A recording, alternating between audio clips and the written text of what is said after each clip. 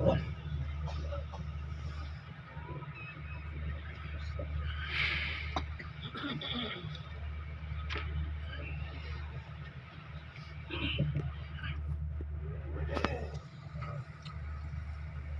علیکم ورحمۃ اللہ وبرکاتہ۔ وعلیکم السلام۔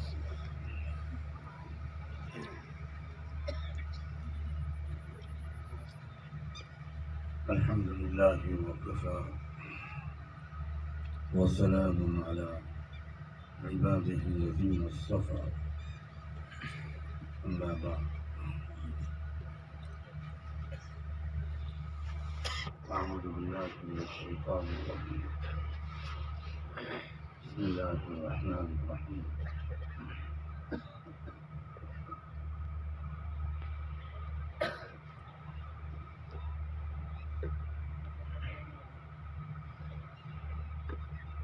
عسى أن تكرهوا شيئا وهو خير لكم، وعسى أن تحبوا شيئا وهو شر لكم، والله يعلم وأنتم لا تعلمون۔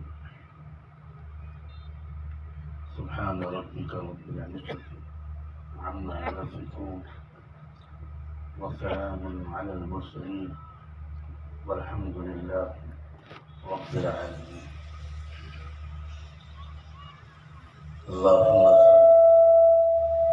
اللهم صل على سيدنا محمد وعلى آل سيدنا محمد وبارك وسلم۔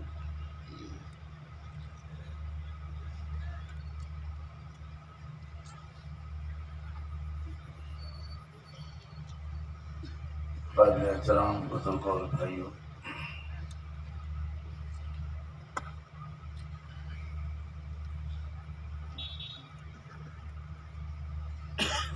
یہ بہت ہی مختصر بات کر پاؤں گا۔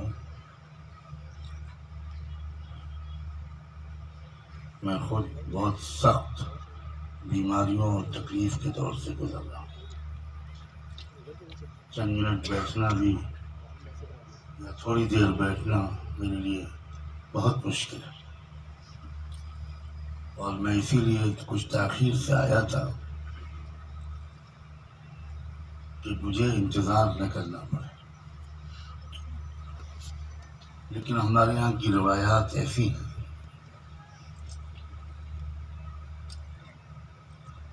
اور چونکہ لوگوں کو اطمینان ہے کہ یہ اسپتال کا جلسہ ہے، تو اگر کوئی زیادہ بیمار ہو جائے گا تو ہم اس کا علاج بھی کرتے ہیں۔ اور وَإِذَا مَرِضْتُ میں شاید ان لوگوں نے کچھ تبدیلی کی ہے، وَإِذَا أَمْرَضْنَاكَ فَنَحْنُ نَشْفِيكَ، شاید نیا ایڈیشن اب اس طرح چھپے گا، معاذ اللہ۔ میں پہلے بھی بہت کہہ چکا ہوں، مگر آپ کٹر سنی لوگ ہیں، سنتے رہتے ہیں، کوئی عادت تبدیل نہیں کرتے۔ میری سمجھ میں آج تک نہیں آیا کہ جلسے کے درمیان قرأت قرآن کون سی حدیث سے ثابت ہے۔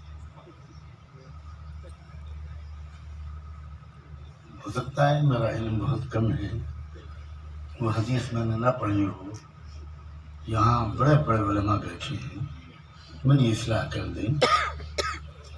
یہ کب ثابت ہے کہ صحابہ کرام اللہ کے رسول کے سامنے بیٹھے ہوئے ہیں اور حضور کچھ بات فرما رہے ہیں، اور اس کے بعد کہا جائے کہ اب ابی ابن کعب تشریف لائیں اور قرأت قرآن فرمائیں؟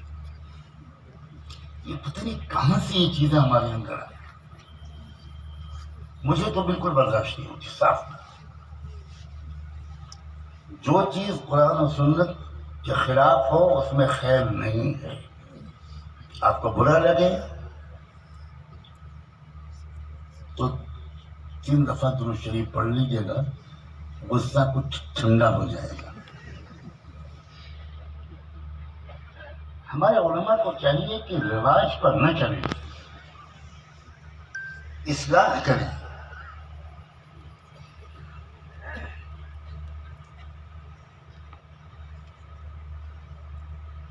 عملی قومیں باتوں میں وقت نہیں ضائع کرتی. مجھے ایک جلسہ بتا دیجیے جو RSS نے کیا ہو. ایک جلسہ بتائیے. ہمارے ایک دن کے جلسے پورے ملک میں جو ہوتے ہیں، پورے عالم کی بات نہیں کر رہا ہوں، RSS کے 100 سال کے جلسوں سے زیادہ ہے. کام کرنے والی قومیں کچھ اور ہوتی ہیں، باتیں کرنے والی قومیں کچھ اور ہوتی ہیں. اور ہم دنیا میں سب سے زیادہ باتیں کرنے والی قوم بن چکے ہیں.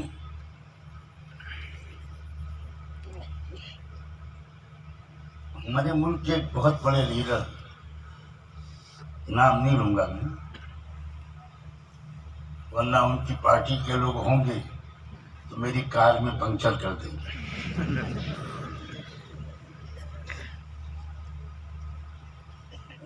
وہ لیڈر ایک دفعہ میرے پاس آئے، کہنے لگے نعمانی صاحب میں اس وقت آپ سے کچھ راشٹریہ مسائل کے سلسلے میں بات کرنے نہیں آیا، ایک پرسنل ریکویسٹ لے کر آیا. میں حیران رہ گیا کہ وہ بہت بڑے لیڈر اور میں غریب مولوی. میں نے کہا فرمائیے کیا بات ہے؟ کہنے لگے آپ اپنا یا اپنے جیسے کسی کا ایک پھیپھڑا مجھے دلوا دیجیے. پھیپھڑا سمجھتے ہیں؟ کیا کریں گے آپ اس کا؟ کہنے لگے آپ لوگوں کے پاس جو پھیپھڑے ہیں رات رات بھر تقریر کرتے ہیں اور سانس نہیں کھلتی، اور ہم آدھے گھنٹے کی تقریر میں بھاشن کے بعد حالت خراب ہو جاتی. یہ ہے لوگوں کا ہمارے بارے میں تبصرہ. کہتی ہے تجھے خلق خدا غائبانہ کیا. آپ ہمارے جلسوں سے لوگ ڈرتے نہیں ہیں، لوگ مذاق اڑاتے ہیں. میں چونکہ سب قوموں سے ملتا ہوں، سب قوموں کے لیڈروں سے میری بہت اچھے تعلقات اور ملاقاتیں رہتی، اور کبھی کبھی وہ کھل کر بات کرتے ہیں. کہتے ہیں خدا کے لیے اپنی قوم کے لوگوں کو سمجھائیے کہ بولا کم کریں، جلسے کم کیا کریں، زمینی محنتیں بڑھائیں. خدا جانے کب یہ تبدیلی ہمارے اندر ہے.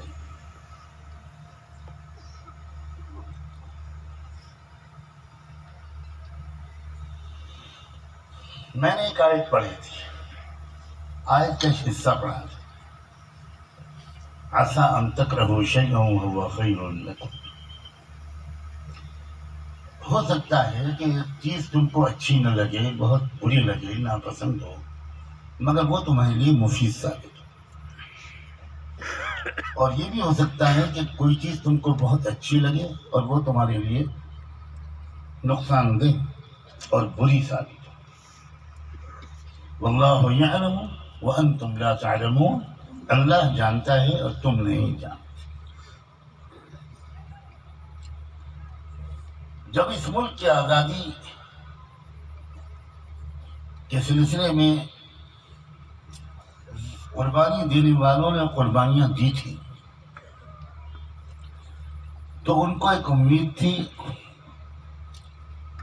ان سے ایک وعدہ کیا گیا تھا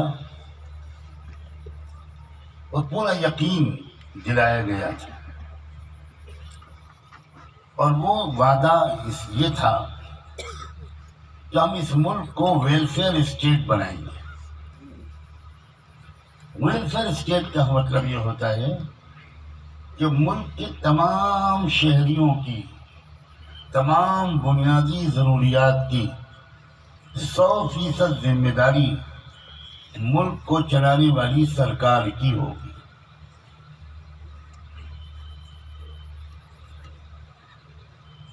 بنیادی تعلیم،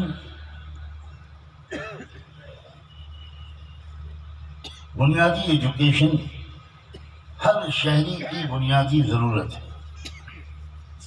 وعدہ کیا گیا تھا کہ 100%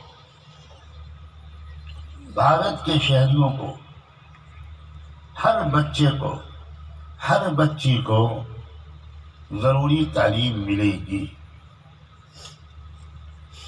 تعلیم امیروں کے بچوں ہی تک محدود نہیں رہی.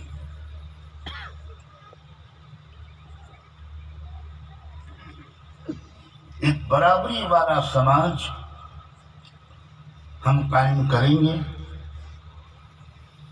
اس کے لیے ہم کو آزادی چاہیے.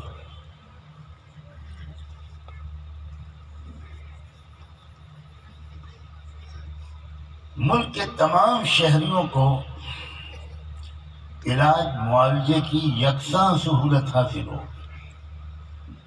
ہر غریب سے غریب مریض کو وہی شاندار علاج ملے گا جو کسی امیر کو مل سکتا ہوگا. امیر اور غریب کے درمیان، شہری اور دیہاتی کے درمیان کوئی فرق نہیں ہوگا. تعلیم، صحت، جان مال، عزت و آبرو کی حفاظت، یہ بنیادی چیزیں ہیں جن کی سرکار ضمانت لے گی اور سب کو ملے گی. اس بات کو کا یقین دلایا گیا. اسی لیے لوگوں نے آزادی کی عظیم جد و جہد میں تن من دھن لگا دیا. اور دستور جب بنا ملک کا تو اس میں کچھ رہنما اصول لکھے گئے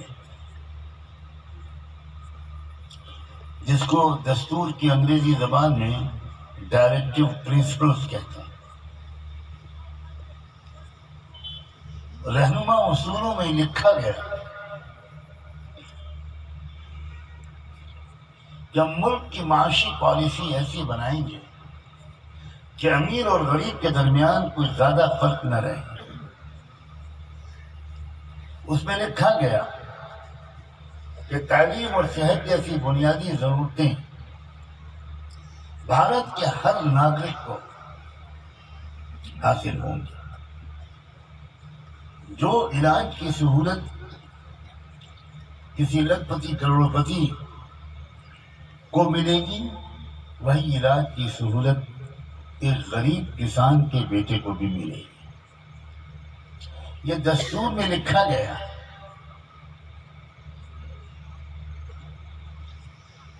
لیکن ہم سب جانتے ہیں کہ بہت سے وعدوں کی طرح یہ وعدے بھی پورے نہیں کیے گئے. تعلیم کا نظام بھی ایسا بنتا چلا گیا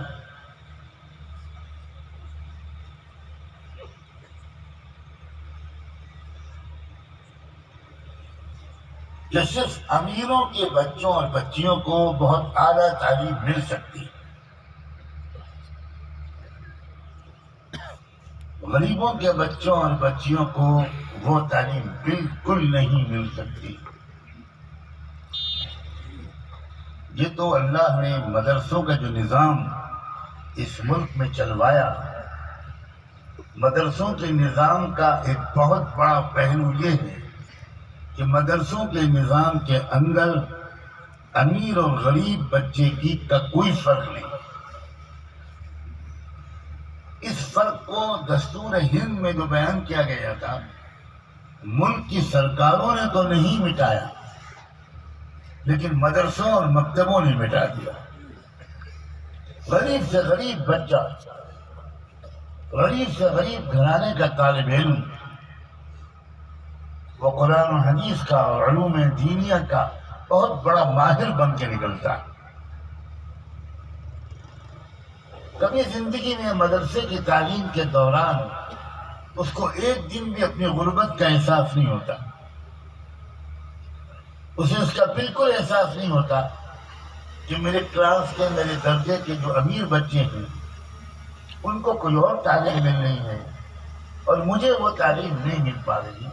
یہ خیال کبھی کسی مدرسے اور مکتب کے بچے کے ذہن میں نہیں آتا.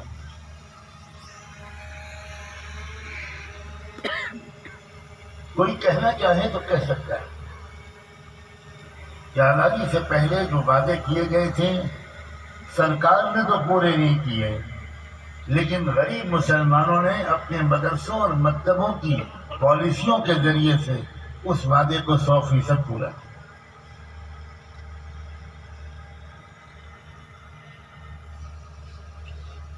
یہ مدرسے سرکار سے ایک پیسہ بھی نہیں لیتے، سرکار پر بوجھ نہیں بنتے، اور یہ اس جذبے سے کرتے ہیں کہ ان کو پتہ ہے کہ ملک کی آبادی بہت ہے، سرکار پر بہت بڑا بوجھ ہے، تو مدرسے اور مکتب کے لوگ یہ کہتے ہیں سرکاروں کو کہ ہم آپ کا جتنا بوجھ بانٹ سکتے ہیں بانٹ رہے ہیں، تاکہ ایک بڑی آبادی کے ایک بڑے حصے کو ہم تعلیم دے دیں، باقیوں کی آپ فکر کر لیجیے، ان کو غریب اور امیر کے فرق کے بغیر اچھی تعلیم دلا دیجیے۔ مدرسوں اور مکتبوں کے ذریعے سے بچوں کی تعلیم کی ضرورت پوری ہو رہی ہو، ہم میں سے کوئی یہ نہیں کہتا۔ ہم سب صرف اتنا کہنے کی ہمت کر سکتے ہیں کہ مٹھی بھر آٹے کے چندے کے ذریعے اور 1-1 روپیہ اور 2-2 روپے کے چندے کے ذریعے اور عام مسلمانوں کی زکوٰۃ، صدقات اور عطیات کے ذریعے ہم جتنا کام تعلیمی میدان میں کر سکتے ہیں وہ کر رہے ہیں۔ اپنی حکومتوں اور سرکاروں سے یہ امید کرتے ہیں کہ آپ کے پاس بہت بڑا بجٹ ہے، کھربوں ڈالر کی آپ کی آمدنی، اور ہم سب آپ کو ٹیکس ادا کرتے ہیں۔ ہو سکتا ہے یہاں بیٹھے ہوئے ہمارے عام بھائی یہ سوچ رہے ہوں کہ ہم غریب لوگ ہیں، ہم کہاں ٹیکس ادا کرتے ہیں۔ میں اس انکم ٹیکس کی بات نہیں کر رہا ہوں جس کو لوگ اس وقت ادا کرتے ہیں یا کرنے پر مجبور ہوتے ہیں جب ان کے پاس سالانہ اتنی بچت ہوتی ہے یا اتنی آمدنی ہوتی ہے۔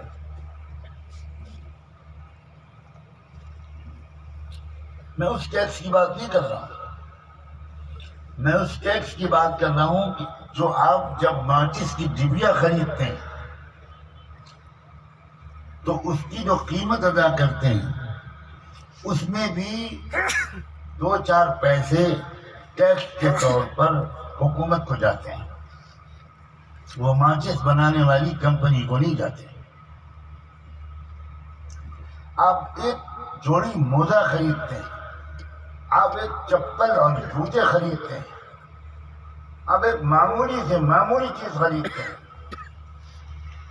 آپ دوا کی 2 گولیاں خریدتے ہیں، اس میں بھی ٹیکس ہوتا ہے، وہ ٹیکس سرکار کو جاتا ہے۔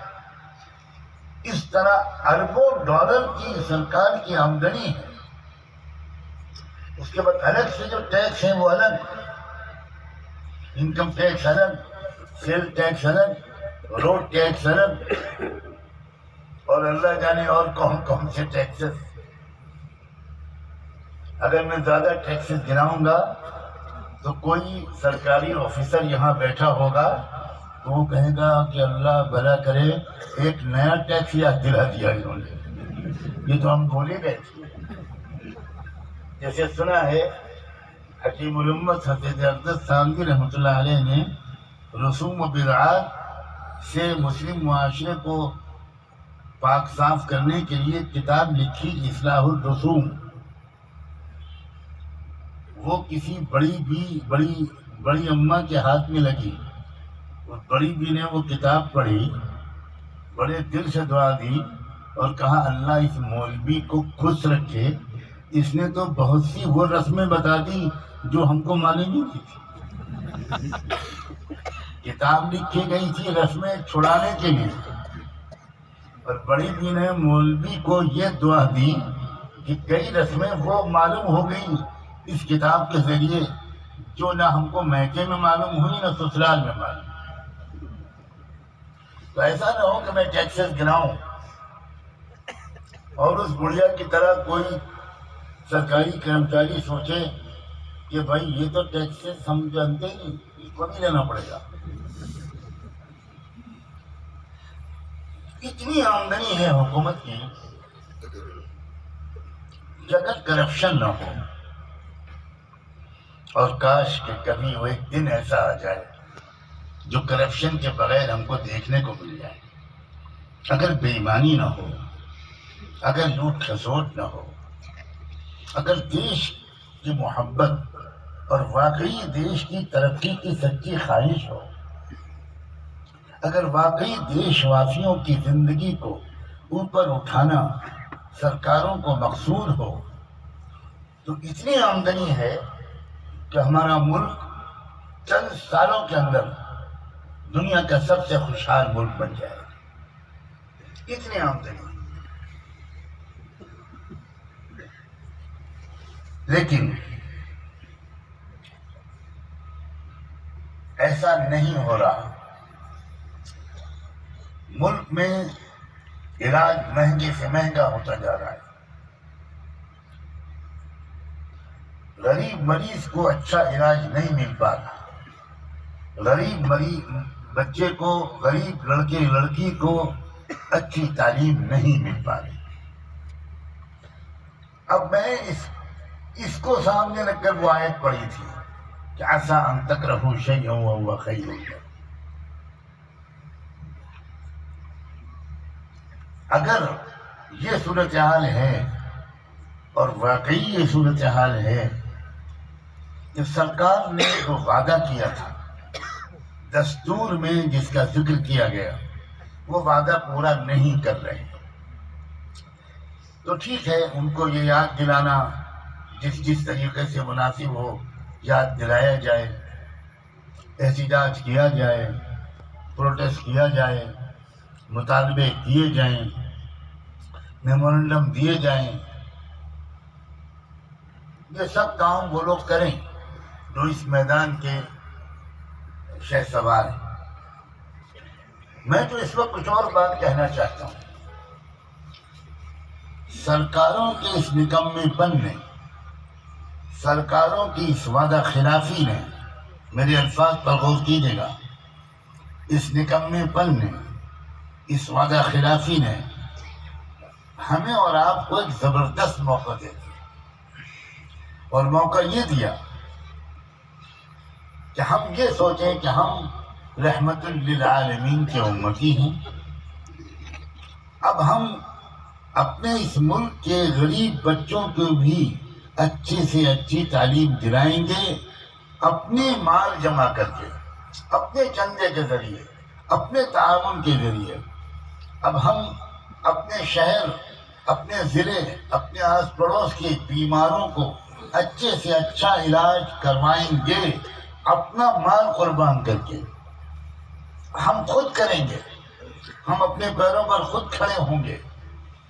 ہم بلا کسی فرق اور بھید بھاؤ کے، دھرم، ذات، نسل، زبان، علاقہ، کسی چیز کے فرق کے بغیر ہم ہر مریض کا اچھے سے اچھا علاج کم سے کم داموں میں، یا ممکن ہو تو ایک حد تک بغیر کسی قیمت کے، ہم اپنی جیب سے مال قربان کر کے ہم کریں گے. اس خلا کو ہم پر کریں گے، اس کمی کو ہم دور کریں گے. آپ سوچئے کہ کتنا زبردست موقع اللہ نے بھارت کے مسلمانوں کو دیا ہے. ذرا تصویر کا ایک مثبت رخ دیکھنے کی عادت ڈالیے. ایک رخ یہ ہے کہ سرکار اپنا فرض ادا نہیں کر رہی، سرکار غریبوں کا علاج نہیں کروا رہی، سرکار غریب بچوں کو تعلیم نہیں دے رہی، سرکاری اسپتالوں میں صحیح توجہ نہیں دی جا رہی، صحیح علاج نہیں ہو پا رہا. جس تعداد میں اسپتال ہونے چاہیے نہیں کھل پائے اب تک. اسپتالوں میں جس طرح کی سہولتیں ملنی چاہیے نہیں مل پائے. جو سہولتیں امیروں کو مل جاتی ہیں وہ غریبوں کو نہیں ملتی۔ اب اس صورتحال پر آپ تنقید کریں، ملامت کریں، احتجاج کریں، یہ بھی ٹھیک ہے، یہ وہ لوگ کریں جو اس لائن کے ماہر اور رہنما ہیں۔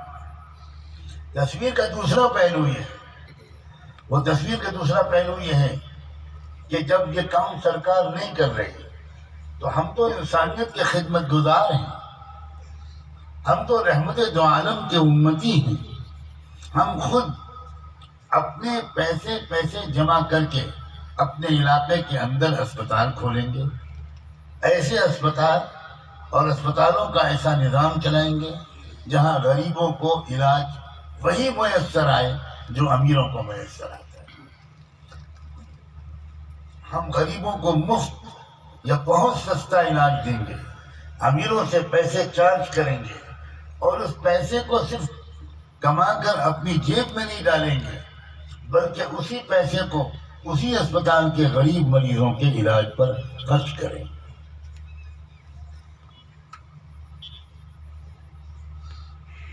ہر نبی کا کام کرنے کا طریقہ الگ ہوتا ہے۔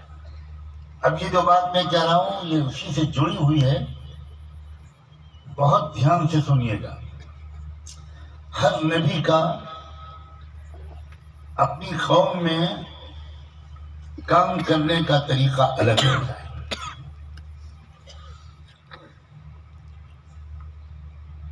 اور اللہ نے اسی لیے تمام منتخب نبیوں کے تجربات، ان کے واقعات اور ان کے نتیجے قرآن میں ہمارے سامنے رکھے اور ان سب کا مجموعہ بنا دیا خاتم النبیین سیدنا محمد الرسول اللہ صلی اللہ علیہ وآلہ وسلم۔ حسن یوسف دم عیسیٰ ید بیضا داری، حسن یوسف دم عیسیٰ ید بیضا داری، آنچ خوباں ہم دارن تو تنہا داری۔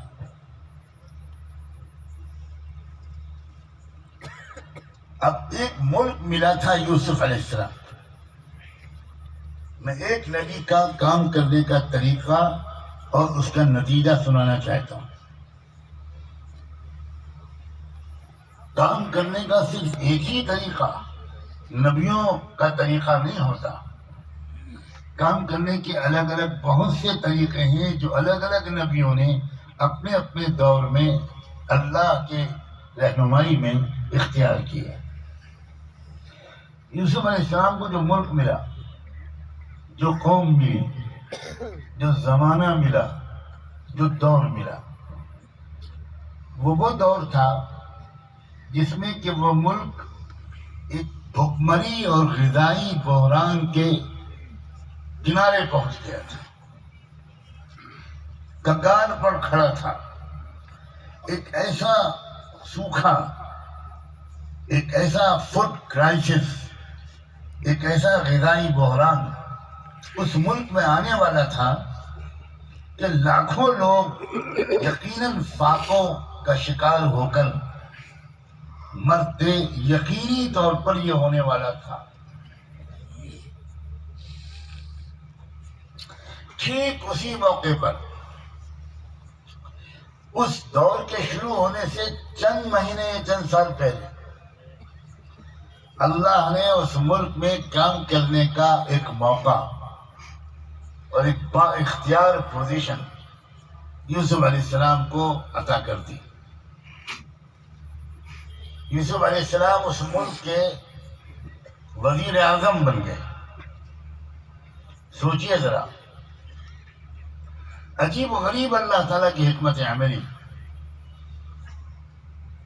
کہاں سے اٹھا کر اللہ لائے یوسف علیہ السلام کو۔ فلسطین میں پیدا ہوئے، وہیں رہتے تھے، نبیوں کے گھرانے میں تھے۔ یوسف علیہ السلام کے والد بھی پیغمبر، یوسف علیہ السلام کے دادا حضرت اسحاق بھی پیغمبر، ان کے پردادا حضرت ابراہیم علیہ السلام نبی و رسول۔ بہت پاکیزہ ماحول تھا جس میں یوسف علیہ السلام کی زندگی گزر رہی تھی،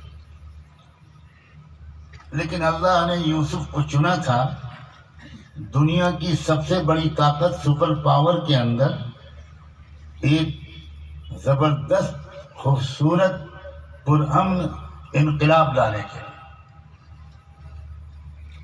اب اللہ جب کسی کو چنتا ہے تو اللہ کی جو پلاننگ ہوتی ہے، اللہ کی جو حکمت عملی ہوتی ہے، وہ اتنی پراسرار اور عجیب و غریب ہوتی ہے کہ کوئی بھی ایک دن پہلے تک سمجھ ہی نہیں سکتا کہ اس پورے پروسیس کا کلائمیکس کیا ہونے والا ہے، اس کا انجام کیا ہونے والا ہے. اب فلسطین سے مصر کیسے آتے یوسف علیہ السلام؟ انقلاب لانا تھا مصر میں، تبدیلی لانی تھی مصر میں، اس لیے کہ ظلم کا مرکز بن گیا تھا مصر. جہاں ظلم کا جو مرکز بنتا ہے اسی کو انصاف کا مرکز بنایا جاتا ہے. میرے اشاروں کو سمجھیے گا. جب وقت آ گیا کہ ظلم کے مرکز مصر کو انصاف کا عالمی مرکز بنایا جائے تو اس کے لیے اللہ نے خاموشی سے انتخاب کر لیا ایک نوجوان بچے کا کہ اس کو بڑا کر کے اور مختلف طریقے سے ٹرین کر کے تربیت سے گزار کر اس کے ذریعے مصر میں وہ زبردست پرامن صالح تبدیلی، وہ پیسفل انقلاب اس کے ذریعے لاؤں گا، اللہ نے طے فرمایا. چنانچہ یوسف کے بھائیوں کے دل میں ایک جلن پیدا ہوئی، کیونکہ یوسف علیہ السلام اپنے کیریکٹر کی وجہ سے، اپنی عادت کی وجہ سے، اپنے ادب اور مینرز کی وجہ سے اپنے والد کے سب سے چہیتے بیٹے تھے. اور جو بیٹے تھے ان کے وہ ذرا دوسرے قسم کے تھے. تو والد ان کے جو تھے وہ سب سے زیادہ پیار اپنے چھوٹے بیٹے سے کرتے تھے. اب ان بھائیوں کے دل میں جلن پیدا ہوئی کہ ابا جو ہیں وہ سب سے زیادہ اسی کو چاہتے ہیں. تو انہوں نے آپس میں مشورہ کر کے یہ طے کیا کہ جب تک یہ رہے گا ہماری طرف ابا کی توجہ نہیں ہو پائے گی، اس کو راستے سے ہٹانا پڑے گا. چنانچہ راستے سے ہٹانے کی انہوں نے کوشش کر ڈالی اور ایک اندھے کنویں میں جا کر ڈھکیل کے چلے آئے. انہیں نہیں خبر تھی کہ یہ جو کچھ وہ کر رہے ہیں اگرچہ گناہ کے طور پر کر رہے ہیں اپنے طور پر، مگر وہ اللہ کی پلاننگ کے تحت ہو رہا ہے. اب وہ بچہ کنویں میں ڈال دیا گیا. بڑے اطمینان سے گھر واپس آ گئے کہ خس کم جہاں پاک یوسف کی موب لنچنگ کر دی ہم نے، ہو گیا قصہ پاک. اب کیا ہوا؟ ایک قافلہ گزر رہا تھا مصر کا کاروبار کر کے. ان کے پاس پانی ختم ہو گیا تو اس قافلے کا جو ذمہ دار تھا پانی لانے کا، اس سے کہا گیا کہ جاؤ تلاش کرو، کہیں تم کو کوئی کنواں نظر آئے تو پانی لے کر آؤ. وہ شخص گیا اور ٹھیک اسی کنویں کے پاس پہنچا جس کے اندر پڑے ہوئے تھے یوسف علیہ السلام. آگے بڑھنے سے پہلے یہ سوچیے کہ اسی جگہ پر پانی کیوں ختم ہوا؟ یہ اتفاق سے ہوا یا اللہ کی پلاننگ سے ہوا؟ وہیں پانی ختم ہوا، وہیں انہوں نے اپنے آدمی کو بھیجا. اب دوسری بات یہ سوچیے کہ وہ اسی کنویں کے پاس کیوں پہنچے؟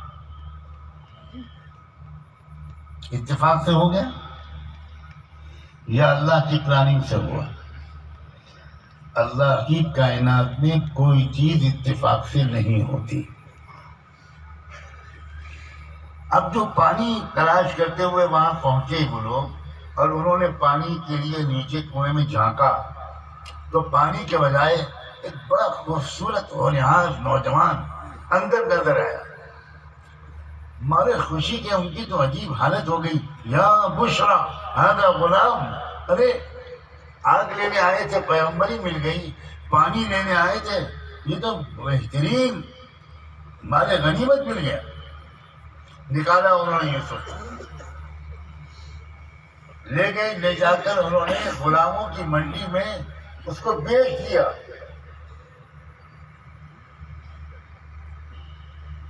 میں بہت مختصر کر کے کہنے کی کوشش کر رہا ہوں تاکہ اصل بات جو کہنا چاہتا ہوں وہ رہ نہ جائے.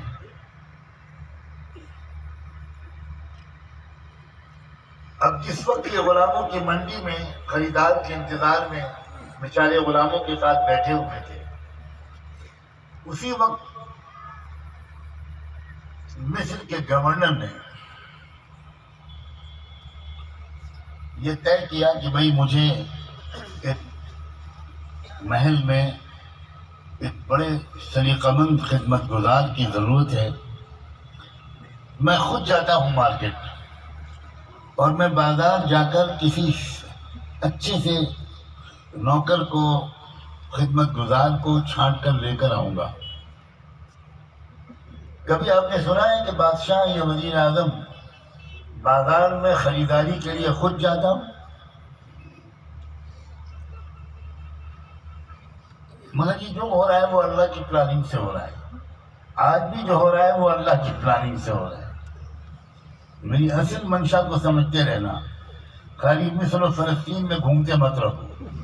بار بار بیچ میں احمد آباد بھی آؤ، پٹن شریف بھی آؤ، گجرات شریف بھی آؤ.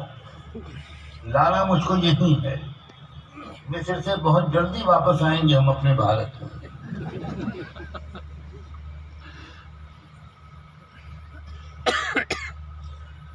وزیر اعظم صاحب خود پہنچے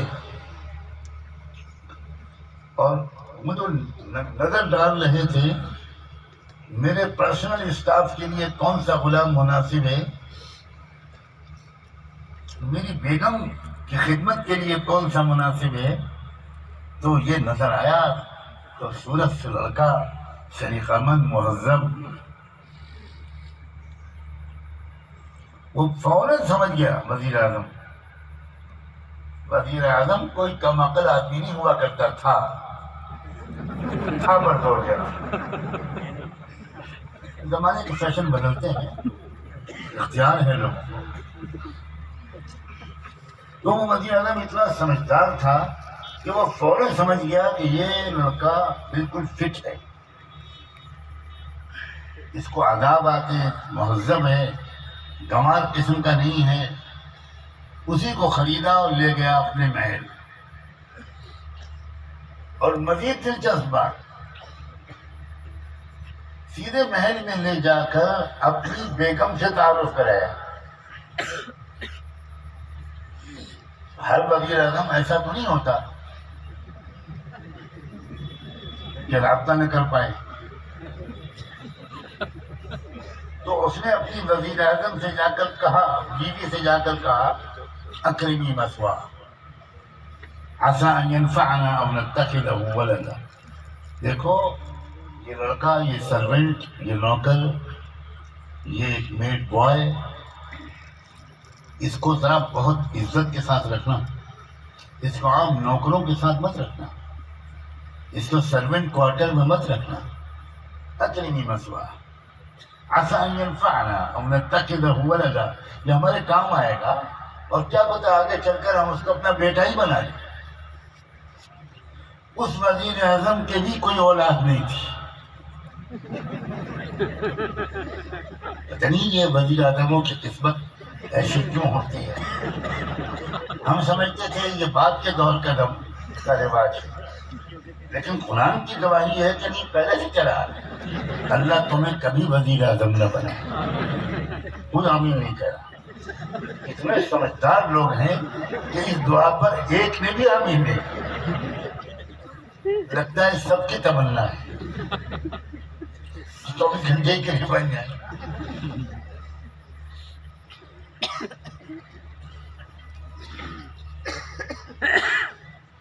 اب بیگم نے کہا کہ بہت اچھا، آپ کا حکم ہے، اکرمی مثواہ عسى ان ينفعنا. ہو سکتا ہے یہ ہمارے کام آ جائے، او نتخذہ ولدا، یا ہم اس کو ہی اپنا بیٹا بنا لیں۔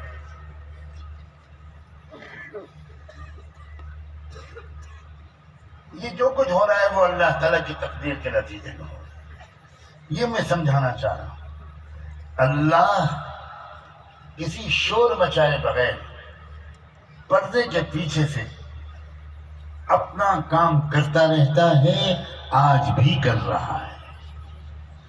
یہ الگ بات ہے کہ ہم اللہ کے طرز عمل کو، اللہ کے چلائے ہوئے پہیے کو دیکھ نہیں پاتے، سمجھ نہیں پاتے کہ یہ کیا ہو رہا ہے۔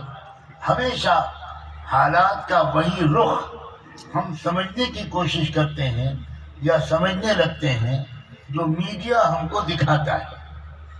حالات کا وہ رخ اکثر صحیح نہیں ہوتا جو میڈیا ہمیں دکھاتا ہے، حالات کا صرف وہ رخ صحیح ثابت ہوتا ہے جو قرآن ہم کو دکھاتا ہے۔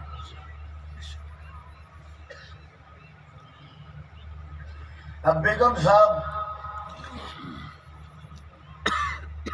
اس نوجوان لڑکے پر دیوانی ہو گئی اور طرح طرح سے اس کو برائی میں پھنسانے کی کوشش کرنے لگی۔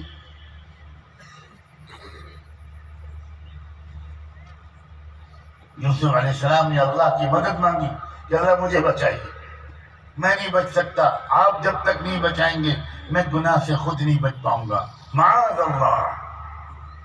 انہوں نے اللہ سے پناہ مانگی، اللہ سے مدد مانگی۔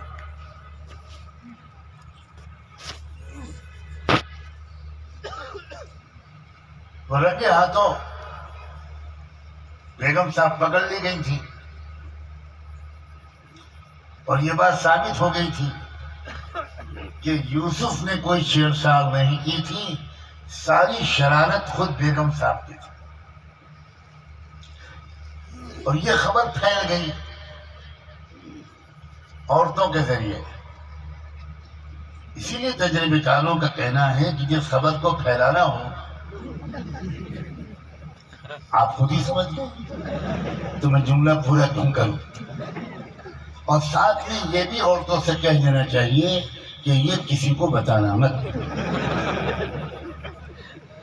تو وہ عورت اپنی سہیلی سے یہی کہہ کے بتائے گی کہ تم میری ڈیئرسٹ فرینڈ ہو، بیسٹ فرینڈ ہو، اس لیے میں تم کو بتا رہی ہوں، کسی اور کو مت بتا۔ عورتوں کے ذریعے یہ خبر ملک میں پھیل گئی، قرآن کہہ رہا ہے۔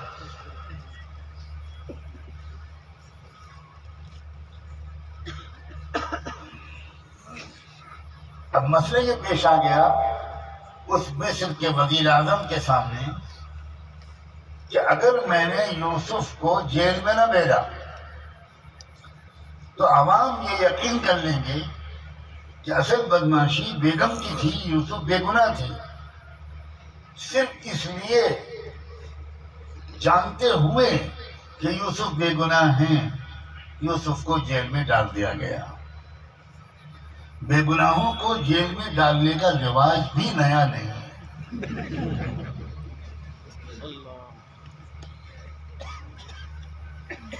تاریخ اپنے آپ کو دہراتی رہتی ہے۔ اب یوسف جیل میں چھوڑ دیے گئے۔ اللہ کے ہر فیصلے کے پیچھے حکمتیں ہوتی ہیں۔ کیوں جیل میں بھیجے گئے؟ سب سے پہلے کنویں میں کیوں ڈالے گئے؟ کیا اللہ بچا نہیں سکتا تھا؟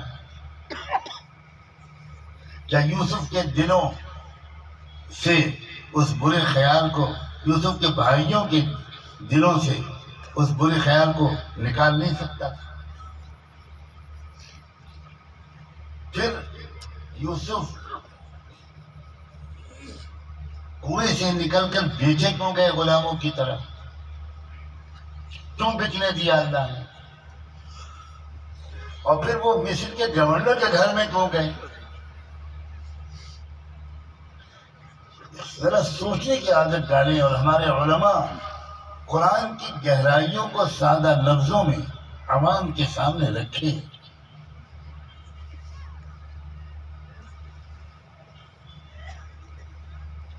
بات یہ ہے کہ یوسف علیہ السلام سے ایک ملک میں بہت بڑا انقلاب برپا کروانا تھا.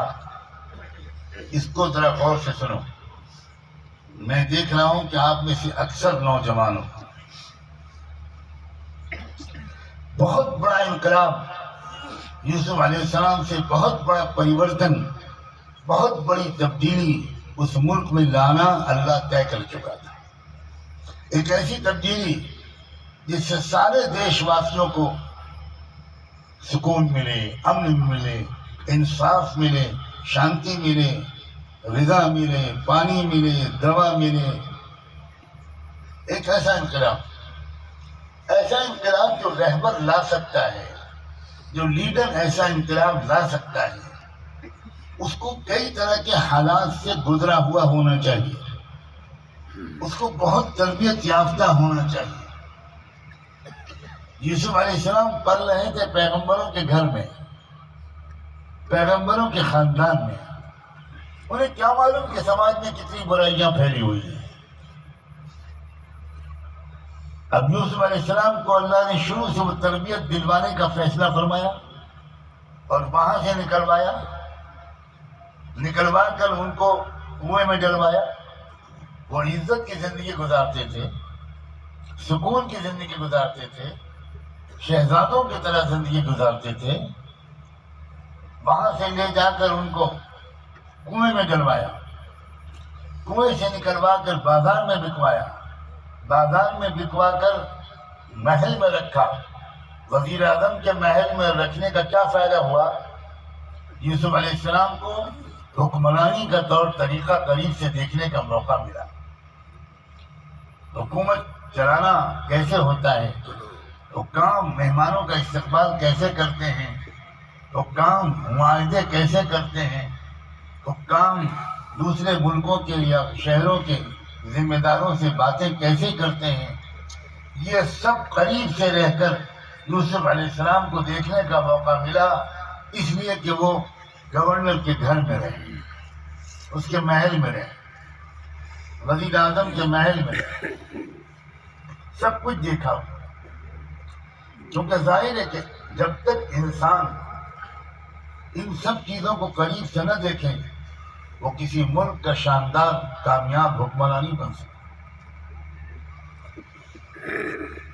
جب یہ تربیت مکمل ہو گئی، 5 اسٹار قسم کی تربیت،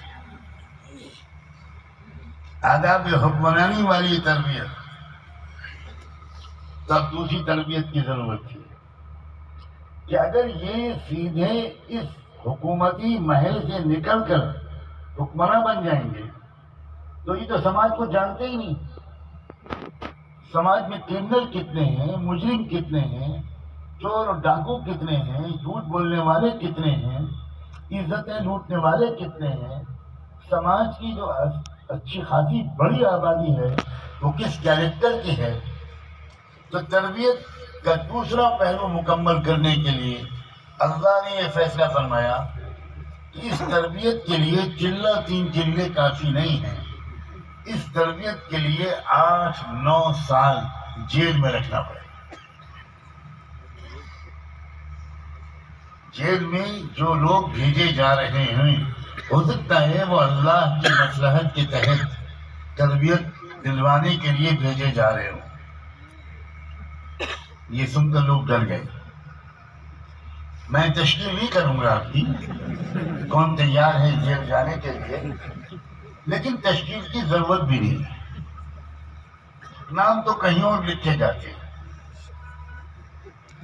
اور بڑے خوش نصیب ہوتے ہیں وہ لوگ جو تمام تر بے گناہی اور ملک کی خیر خواہی کے باوجود جھوٹے الزامات کے تحت یوسف علیہ السلام کی طرح تربیت کے مقصد سے جیل میں بھیجے جاتے ہیں.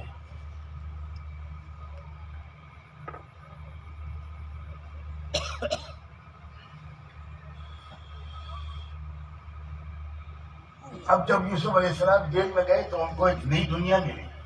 وہ دنیا ان کو اپنے فلسطین میں بزرگوں کے گھرانے میں اور ماحول میں نہیں ملی تھی. وہ دنیا ان کو مصر کے گورنر کے محل میں نہیں ملی. اب اس دنیا کو دیکھنا بھی ضروری تھا. ان کو سماج کو سدھارنا تھا، ان کو سماج کے مسائل کی تہ میں جانا تھا، اور انہوں نے جیل میں رہ کر اتنی گہرائی کے ساتھ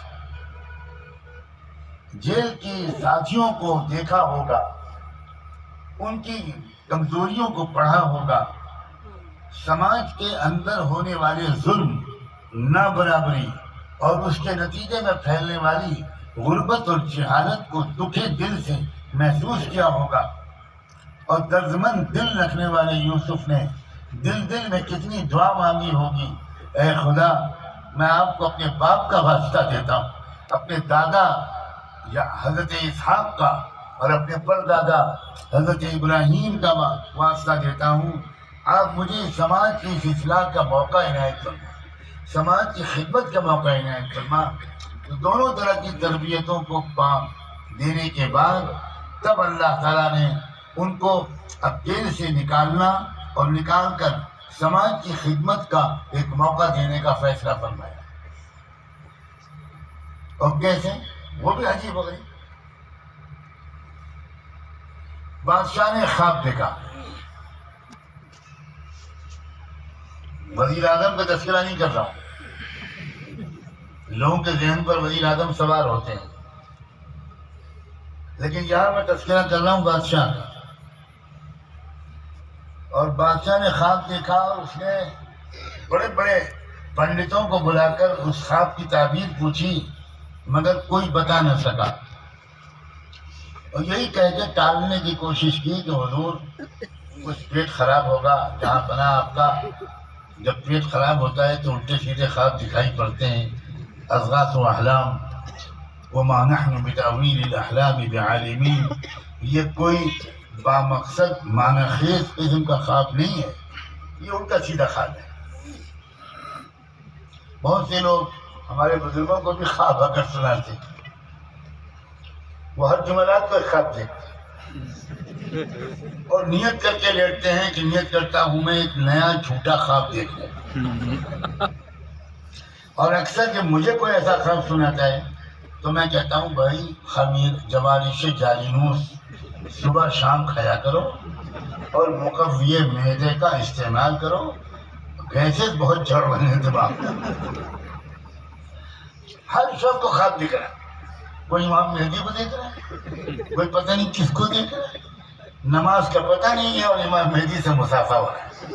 ارے اپنی بیوی کے سوا کسی اور کو بیوقوف بنانے کی غلطی مت کیا کرو، اس کو تو تم روز بیوقوف بناتے ہو بیچاری، اسی لیے عورتوں کا یہاں انتظام بھی نہیں کیا گیا۔ بہت سمجھدار ہے منتظر، وہ جانتے ہیں کہ یہ خبر لے گا اور یہ عورتوں کا بہت بڑا وکیل و ترجمان ہے تو سب کو بس سب کا کچا چٹا کھول دے گا۔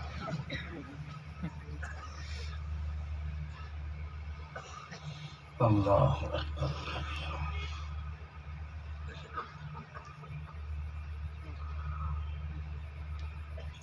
خواب تو دیکھا تو کوئی تعبیر بتا ہی نہیں سکا۔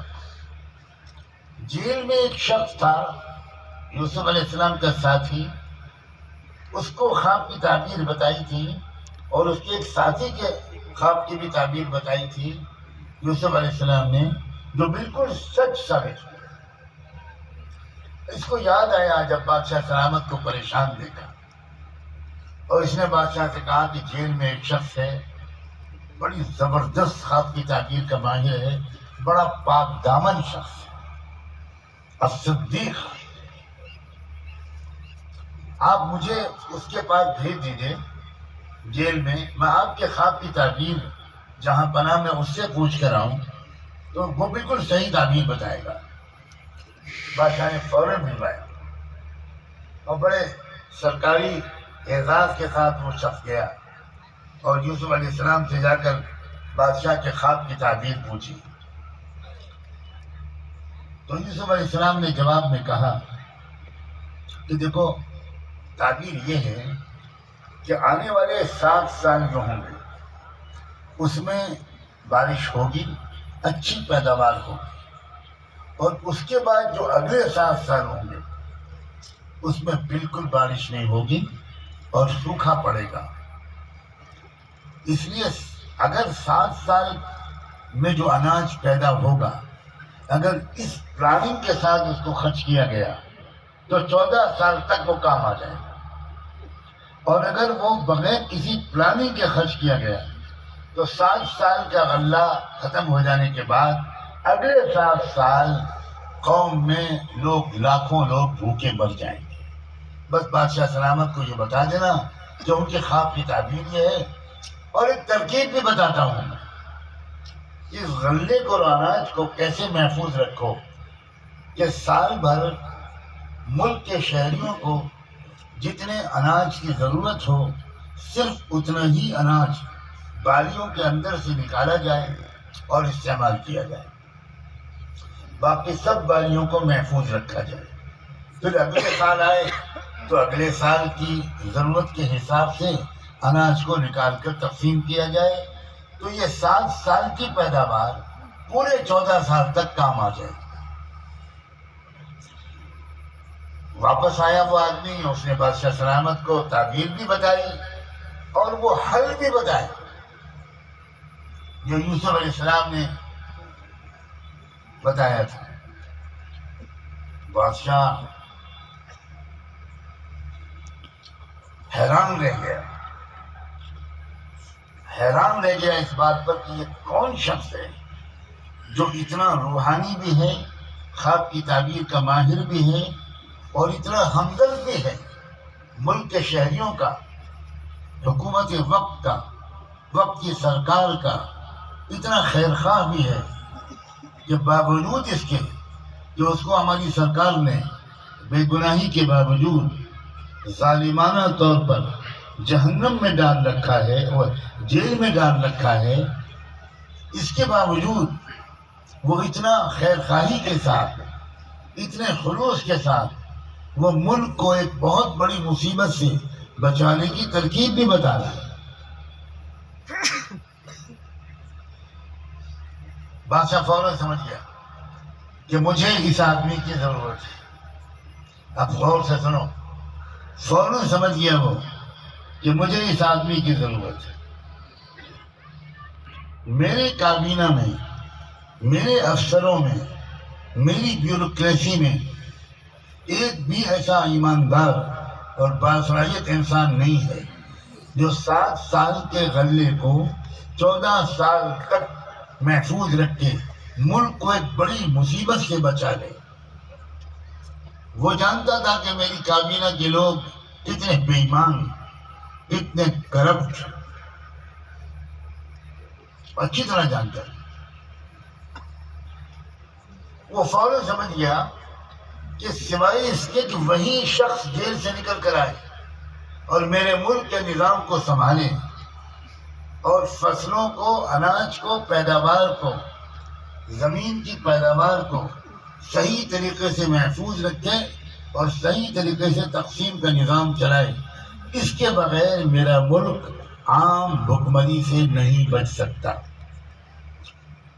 چنانچہ اس نے فوراً رہائی کا حکم جاری کر دیا اور کہا جاؤ، یہ ایسا آدمی جیل میں نہیں رہے گا، یہ ہمارا وزیر اعظم پتہ نہیں کس دماغ کا آدمی ہے، اس نے اتنے پیارے آدمی کو جیل میں ڈال دیا۔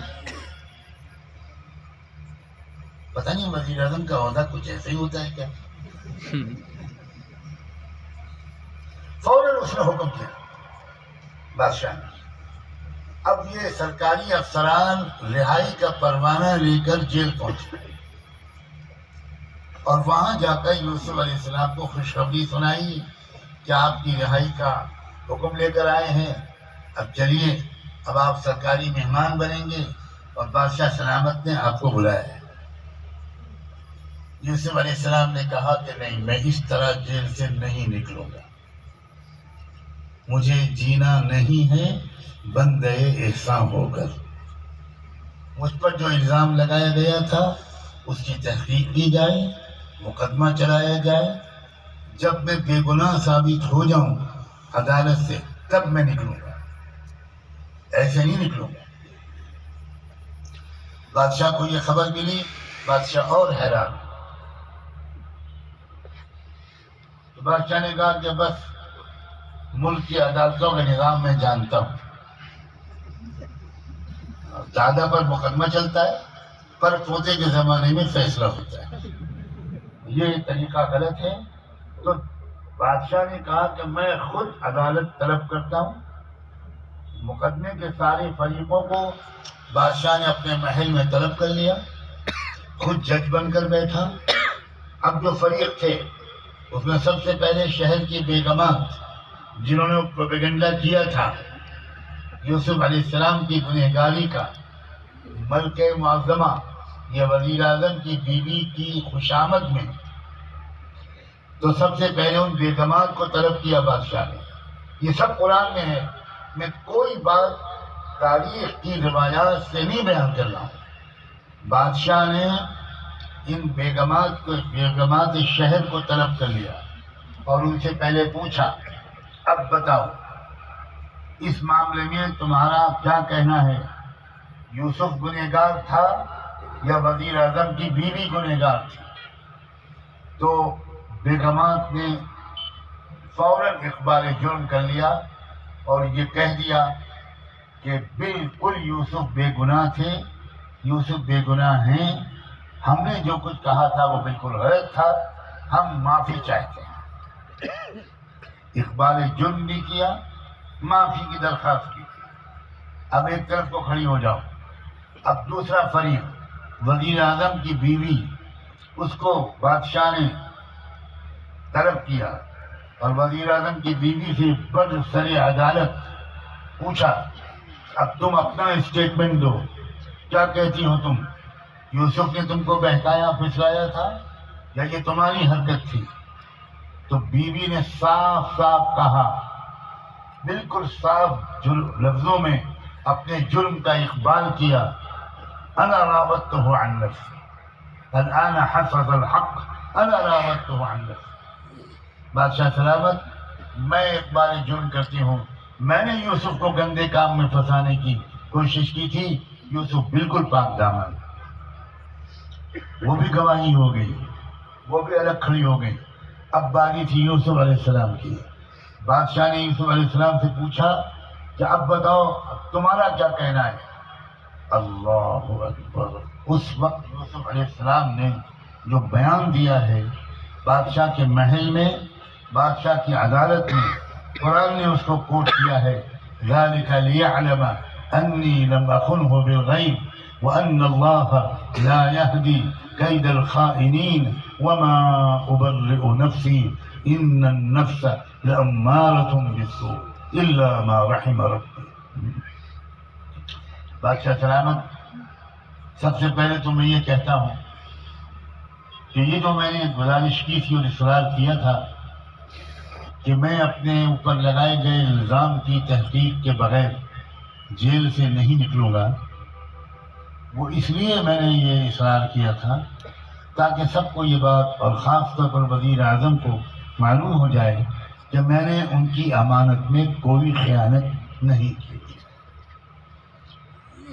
اور یہ بات بھی سب لوگ سمجھ لیں اور دیکھ لیں اور جان لیں کہ اللہ تعالیٰ سازشوں کو ناکام کر کے رہتا ہے، کامیاب نہیں ہونے دیتا. وَأَنَّ اللَّهَ لَا يَهْدِي كَيْدَ الْخَائِنِينَ وَمَا أُبَرِّئُ نَفْسِي. بادشاہ سلامت، یہ جو میں بچ گیا گناہ سے، بدکاری سے، یہ میرا کمال نہیں ہے، یہ میرے رب کا کمال ہے. میرے رب نے مجھے بچا دیا، میرے رب نے مجھ پر رحم فرما دیا، میں بچ گیا. تب بادشاہ نے کہا یوسف سے، تمہاری بے گناہی ثابت ہو گئی. اور بیگمات سے کہا، وزیر اعظم کی بیوی سے کہا کہ تمہارا جرم ثابت ہو گیا. اب یوسف علیہ السلام سے کہا دو راستے ہیں، اگر آپ معاف کر دو گے تو یہ مسئلہ آپ کا ہے، اب معاف کر دو. اگر آپ معاف نہیں کرنا چاہتے تو ہم ان کو سخت سزا دیں. یوسف علیہ السلام نے صاف صاف عرض کر دیا کہ مجھے بالکل سزا نہیں دلوانی، مجھے کسی کو شرمندہ نہیں کرنا، مجھے کسی کو تکلیف نہیں پہنچانی، آپ سب کو معاف کرتا ہوں.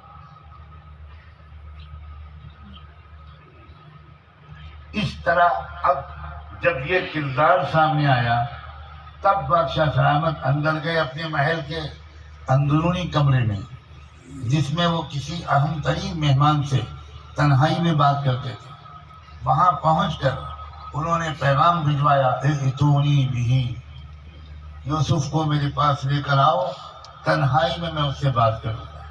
بالکل تنہائی میں 1 to 1 بادشاہ نے یوسف علیہ السلام سے گفتگو کرتے ہوئے کہا، انک اليوم لدینا مکین امین۔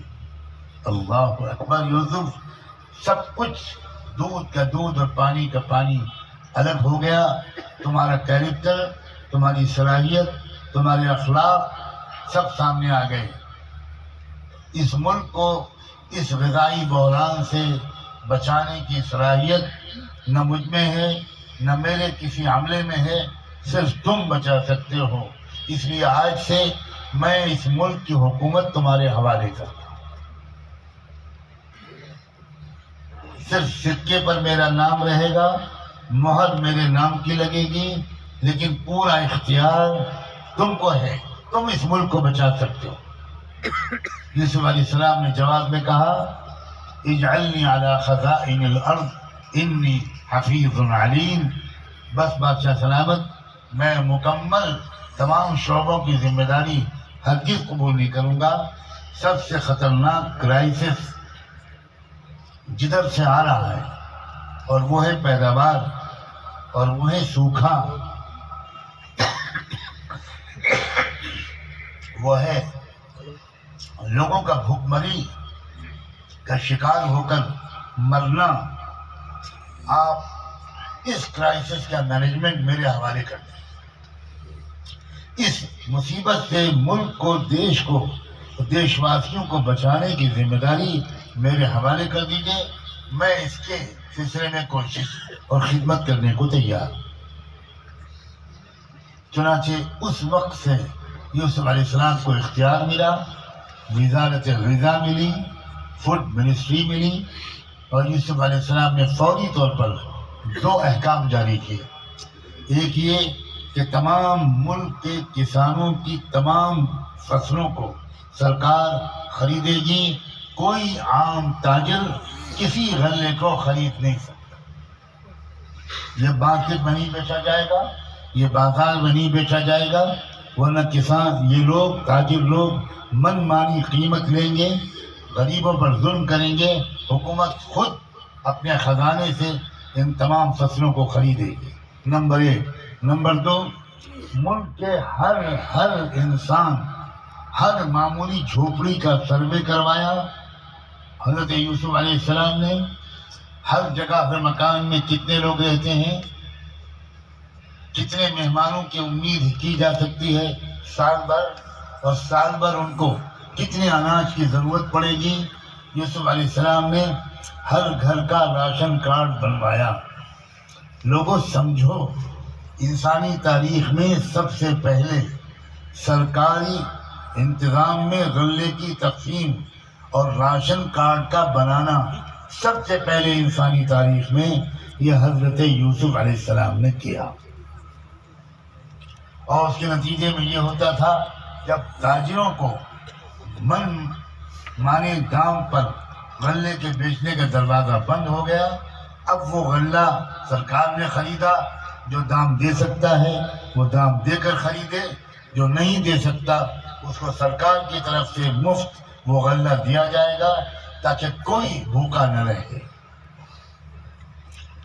جب یہ کردار دیکھا، اب یہی ہے میری بات کا آخری سب سے اہم حصہ، یوسف علیہ السلام کی یہ اخلاق، یہ حسن انتظام، یہ پروفیشنل مینجمنٹ، یہ ایمانداری، یہ قوم کا درد، یہ بنا کسی دھرم اور کے بھید بھاؤ کے تمام دیش واسیوں کی خدمت کا، خیر خواہی کا یہ جذبہ جب دیکھا تو اب سنو، دیکھتے ہی دیکھتے قوم ایک کے بعد دو، دو کے بعد تین، ان لوگوں نے یہ کہا کہ بھائی یوسف کا یہ اخلاق یہ ہم کو بتا رہا ہے، یوسف کے اندر جو خدمت کا جذبہ ہے، یہ جذبہ اور سلیقہ ہمیں اس پر مجبور اور آمادہ کر رہا ہے کہ یوسف کا جو دین ہے وہ ہم قبول کرنے کو تیار ہیں، بغیر صاف صاف کسی کو دعوت دیے، پوری قوم نے اپنا دین بدل لیا، اپنی زبان بدل لی اور پتہ نہیں کیا کچھ بدل لیا۔ میں اب واپس آتا ہوں اپنے اصل موضوع پر، اور بس چند جملوں میں اس سے پورے جوڑ کر آپ سمجھ جائیں گے یہ جو صورتحال ہے کہ ملک میں سرکاریں عوام کی ضروریات پوری نہیں کر پا رہی، اس نے ایک موقع دیا ہے کہ اگر ہم اپنے پیسے کو صحیح طریقے پر خرچ کریں، شادیوں میں فضول خرچیوں کے بجائے جہاں زیادہ خرچ کرنا چاہیے وہاں زیادہ خرچ کریں، جہاں کم خرچ کرنا چاہیے وہاں کم خرچ کریں، اور اپنے ایک ایک دو دو پانچ پانچ روپے روز بچا کر اپنے اپنے علاقے میں اچھی تعلیم کا اور اچھے علاج کا انتظام کریں، صرف مسلمانوں کے لیے ہرگز نہیں، ملک کے تمام شہریوں کے لیے سب کے یہ بہترین موقع ہے۔ سچ کہتا ہوں میں آپ سے، اگر کہیں حکومت بہت ایماندار ہوتی، بہت سلیقہ مند ہوتی، ہماری ملک کی سرکاریں، اور ساری ضرورتوں کا شاندار انتظام کرتی، تو ہمارے لیے خدمت کا کوئی موقع ہی نہ باقی رہتا۔ میں یہ تو نہیں دعا کروں گا کہ اللہ ان کو مزید نکمہ بنائے، دعا کی ضرورت بھی نہیں ہے، آبا و اجداد کی دعائیں چل رہی، ہمارے آبا و اجداد نہیں۔ یہ جو بدسلیقی ہے سرکاروں کی، یہ جو کرپشن اور بے ایمانی ہے، یہ جو نکما پن ہے، اس کے اندر ایک خیر کا پہلو بھی ہے، اور وہ یہ ہے کہ اس کے چلتے ایک موقع ہے کہ ہم اس خلا کو پر کریں، ہم اس ملک کے بچوں اور بچیوں کے لیے پاکیزہ ماحول میں اچھی تعلیم کا انتظام کریں، اس اپنے مریضوں کے لیے اچھے علاج کا انتظام کریں۔ یہ ایک موقع ہمارے لیے، ذرا اس رخ پر سوچنا شروع کیجیے۔ مجھے امید ہے کہ یہ اسپتال اس طریقے خدمت کے سلسلے میں ایک سنگ میل ثابت ہوگا۔ اللہ کرے کہ یہ ایک اچھا آغاز ثابت ہو، ایک نمونہ بن جائے، ایک ماڈل بن جائے، تاکہ لوگ دیکھیں، قدر کریں، پسند کریں، اس کے پیچھے چھپے ہوئے جذبات اور نیتوں کی قدر کریں، اور لوگ جگہ جگہ پر پھر اس کو سامنے رکھ کر خدمت خلق کے دوسرے کام کریں۔ ہم کو ایک وسیع میدان ملا ہے، ہر علاقے کے لوگ اپنے علاقے کے لیے اگر کوشش کریں۔ مجھے کتنی خوشی ہوئی یہ بات سن کے کہ اتنا بڑا زمین کا پلاٹ کسی اللہ کے بندے نے اس کار خیر کے لیے بغیر کوئی قیمت لیے پیش کر دیا۔ اللہ بہت جزائے خیر دے، برکتوں سے نوازے، اس کا چپا چپا صحیح استعمال ہو، صحیح استعمال کی توفیق ملے، بڑی ایمانداری کے ساتھ بھی اور بڑی فنی مہارت کے ساتھ بھی، اور بہت انسان دوستی کے ساتھ خدمت کے جذبے سے یہاں علاج ہو، جو یہاں سے آ جائے گن گاتا ہوا جائے، صحت کا تحفہ لے کر جائے، خوشیاں لے کر جائے، اچھی یادیں لے کر جائے۔ یہ ہمارا فرض ہے، کسی پر کوئی احسان نہیں، بلکہ بحیثیت مسلمان امت محمدیہ کے ایک فرد ہونے کی حیثیت سے یہ ہم سب کا فرض ہے۔ بس اپنے مال کے خرچ کی ترتیب درست کریں۔